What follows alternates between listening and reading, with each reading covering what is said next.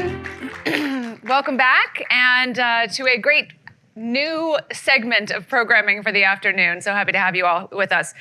We're going to start off this block of programming with a conversation hosted in partnership with TC Energy, one of the sponsors, the programming sponsors here at Concordia this year.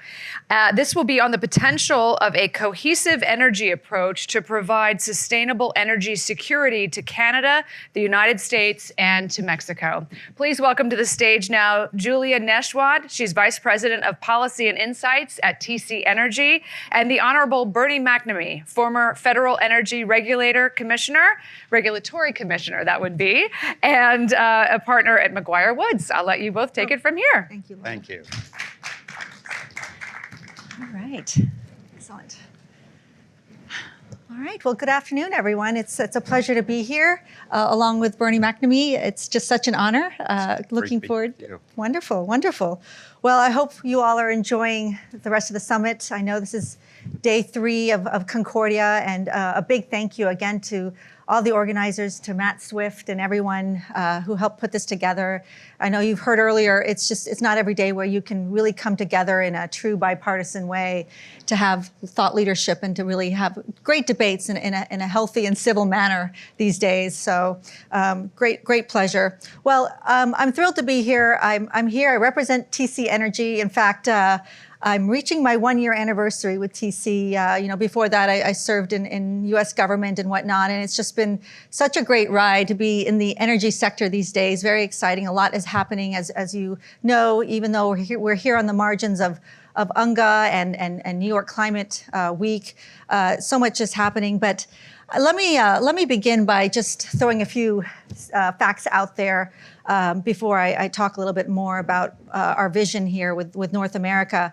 You think about globally what's happening around the world. There's almost about 3 billion people that lack access to modern power today for cooking fuels, for heating, and I believe about 770 million that lack access to electricity today.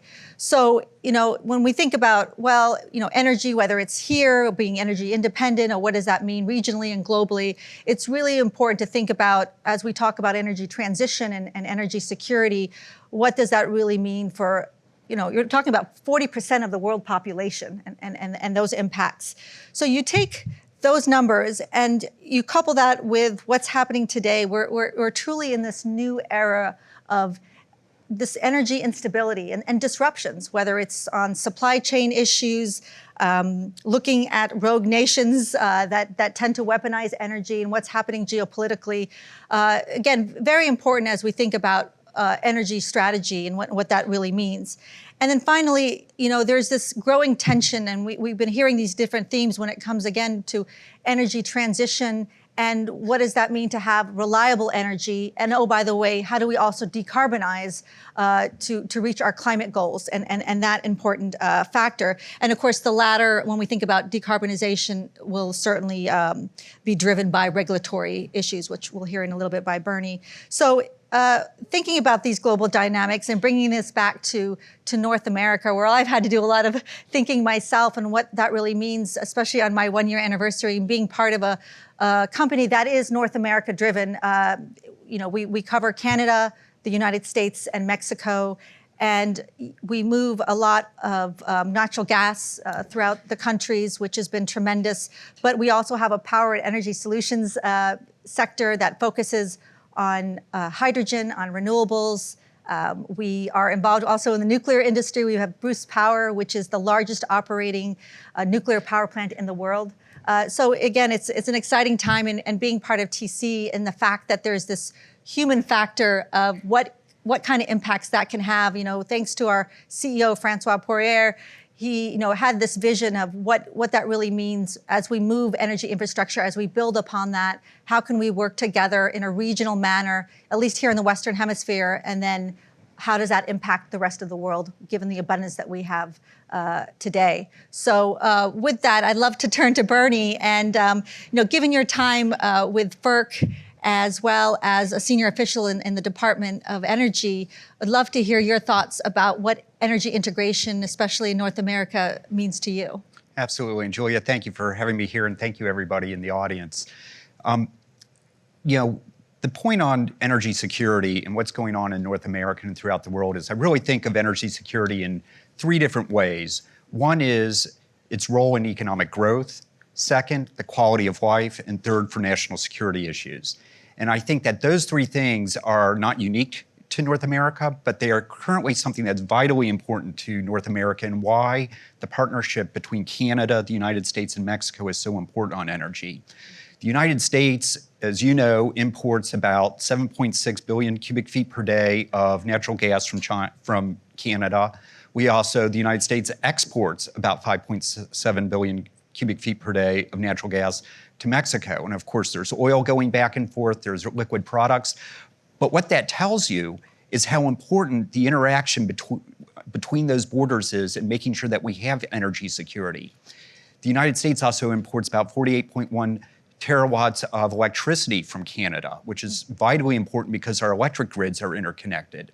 So all this works together for economic strength, but it's also very important. It just shows in the daily life that people are able to have power when they need it on the coldest days of the year and the hottest days of the year. They can operate their machinery, they can operate their cars.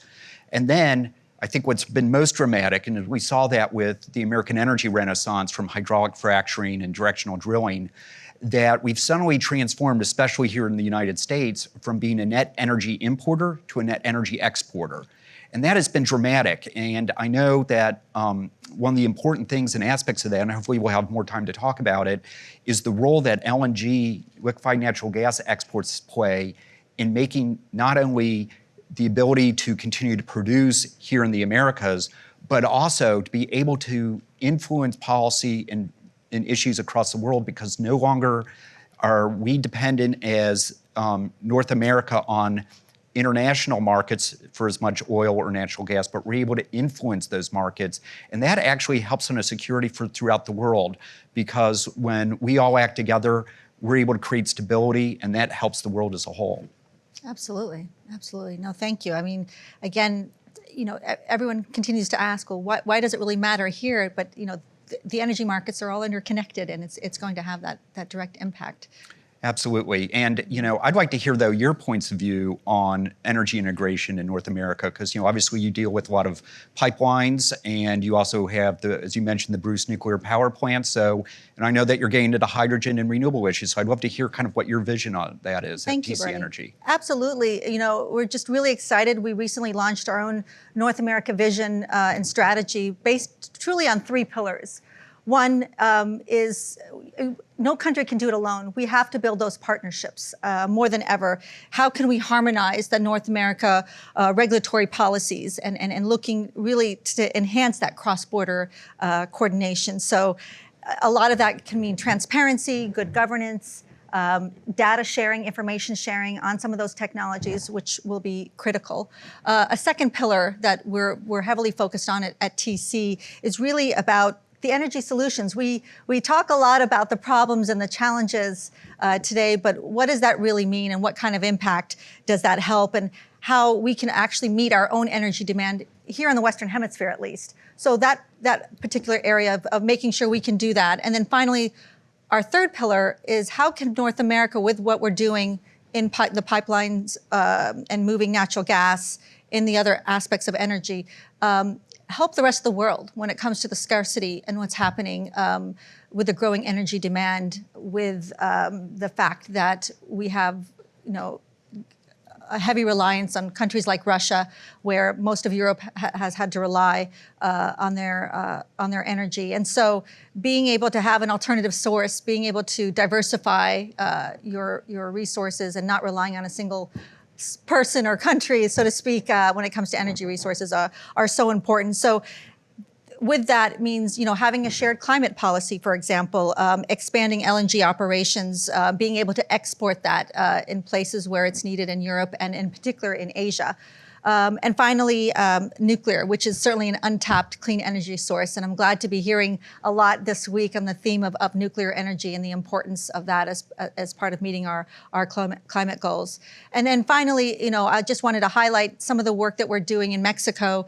We have the Southeast Gateway project, which will be tremendous. And again, we talk a little bit about social impact, but the fact that we'll be able to move quite a bit of clean natural gas throughout the provinces within Mexico in the southeast area, where it's truly energy poverty driven, and that will help create jobs and help really move the energy sector forward. So again, very exciting. Well, if I may, because while we have you here, it'd be great to just ask you finally, Bernie, when you were at FERC and the commission overall, I know there was a lot of work being done to advance LNG, and you mentioned a little bit about the role of LNG. Thinking about Europe, where would Europe be today if the commission hadn't really acted when it did, first of all, and here we are looking at the cusp of Mexico and what's happening this fall, and Canada, what will happen next year in 2024, and again, looking at the overall LNG export market. Where do you see demand going for LNG, if I may? Well, I think LNG demand keeps growing, and that's a good thing. And, for those who don't know, the Federal Energy Regulatory Commission, or FERC, is the U.S. entity that manages the wholesale power sales and transmission, but it also approves LNG export facilities and natural gas pipelines. So all of those projects have to be approved by FERC. And when I showed up on FERC in 2018, there had been a 2-year lapse in which no LNG export facilities had been approved. There was kind of basically a political deadlock. And I was able to reach out to I'm a Republican appointee, to one of my Democratic colleagues, and we were able to work out a compromise that broke that deadlock. And then from that time, we were able to get 13 LNG export facilities approved in just over a year, after 2 years of nothing. And think about that, when we had all this natural gas being produced, particularly in Texas and in the Marcellus region, but also bringing it in from Canada. Mm-hmm. It just unleashed everything. And one of those facilities was even up and running when Putin invaded Ukraine. Mm. And the ability of the United States to be able to export gas to Europe and help alleviate the dependence that Europe was suffering because of Nord Stream 1, Nord Stream 2, and the issues there really were dramatic. And that was building upon other issues that were coming with the international trade of natural gas. I remember the days when natural gas prices in the United States were tied to oil prices. They went up kind of exact same way. You saw a divergence of that after the American energy renaissance. Of course, oil prices went down generally, and still are, though they've been rising recently. But natural gas went down dramatically. And when I was practicing law, it peaked at $13 at the Henry Hub. Today, I checked before we came on board, it's $2.49. And that's phenomenal, considering we're going to be exporting 12 billion cubic feet a day of natural gas out of the United States. So it's just a remarkable story about how ingenuity and investment in infrastructure has just changed the world, both in how the price of natural gas, not just to heat your home, but to generate electricity. 40% of America's electricity comes from natural gas. And it's really changing the dynamics. It also helps us be able to have opportunities to influence world events. As China and others are starting to look, and other Asian countries are going more to U.S. natural gas, but also Canada is opening an LNG export facility on the West Coast, Mexico is. Those are all things that are going to help all three countries be able to support their people, create economic development, but also influence world events for the better. And I think the LNG story, the natural gas story in the Americas is just one of the great success stories. And I think, all three countries should be proud of what they've been able to achieve. Absolutely. Well said, Bernie. Thank you. Yeah, and it just reminded me, as you mentioned, in Canada, we have a Coastal GasLink, which is about 95% complete in phase 1. And, hopefully we see that being the gateway to Asia as far as exporting LNG. So a lot of great opportunities and a way to help. So with that, I know we've got just a minute left. Time certainly flies by so fast. Any closing remarks? And I'll say a few remarks as well. I just would think that the importance of energy abundance and affordability and reliability is absolutely essential for every human being on the planet. And that's what one of our top goals should be in public policy, is to make sure people have access to energy, because it transforms lives and it raises all boats, to mix metaphors. So well said. No, absolutely. And I'll just close with, again, it's a theme that we continue to hear more than ever when it comes to energy security and energy transition, and really understanding that, yes, there are trade-offs, but even though these are complex issues, there are ways where we can address these issues if we can build upon our infrastructure and continue to do that, of course, in a clean and sustainable way, while, of course, reducing global emissions. And finally, again, something I really love with TC Energy is it's kind of our motto. Our motto, problem solvers, energy problem solvers. So really are trying to look for those solutions and how we can really help both here in North America as well as the rest of the world. So with that, thank you all very much. And it's, again, a great pleasure to be here. And thank you to Concordia. Thank you very much.